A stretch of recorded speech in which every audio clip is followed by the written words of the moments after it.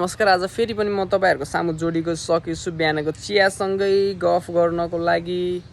आजको विषय के छ भने आज मैले चाहिँ एउटा यस्तो एक्सपिरियन्स शेयर गर्न मन लाग्यो, फिल गरेको कुरा।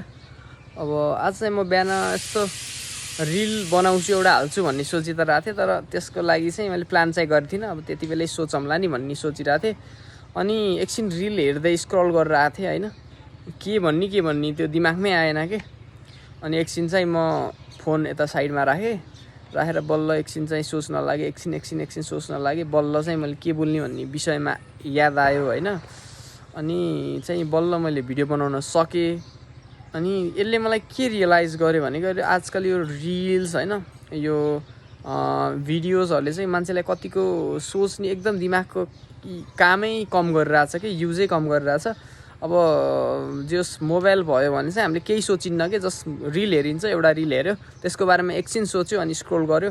एउटा रिल हेऱ्यो, ट्याक्क स्क्रोल गर्यो, त्यसको बारेमा अलिअलि सोच्न पर्ने भने सोच्यो हैन। आमा जस्ट नेक्स्ट लेभल छ के यो रिलले चाहिँ मान्छेहरूलाई। अब सिक्ने कुरा ठिक छ हैन, अब पोजिटिभ कुरा नि छ, सिक्ने कुरा अब कन्सन्ट्रेट भएर सिक्यो भने इट्स एकदम मोर देन इनफ हैन। एकदम सिक्ने प्लेटफर्म छ, सजिलो तरिकाले सर्ट टाइममा सिकाइदिन्छ। आजकल लङ फर्म भिडियो हेर्न त अलमोस्ट सबैजनाले छोडे जस्तो लाग्छ। अबको फ्युचर पनि रिल्सै हो, मान्छेहरूलाई सर्टै चाहिन्छ। त्यो पढ्ने लेख्न हैन, भिडियो चाहियो। अनि चाहिँ जस लामो नि चाहिएन, सर्ट चाहियो, मिठो चाहियो, छोटो मिठो चाहियो। अब त्यही हो। अब रिल्सले चाहिँ त्यस्तो एउटा एक दुईटा बेनिफिट छ, एक दुईटा डिसएडभान्टेज छ, जुनको पनि त्यो भइहाल्छ। फाइदा बेफाइदा जुनको पनि लगभग एभ्रिथिङको हुन्छ। अनि अर्को कुरा चाहिँ यसले चाहिँ अलिकति मान्छेहरूको सोच्ने क्षमता अलिकति कम गराइ नै रहेको छ। अब यसको नि अब केही सल्युसन आउला बिस्तारै। मैले चाहिँ अलिकति कुराहरू चाहिँ जस फिल गरिरहेको छु, त्यही हो। अब धेरै कुरा छैन, मैले एक्सपिरियन्स सेयर गरिहालेँ।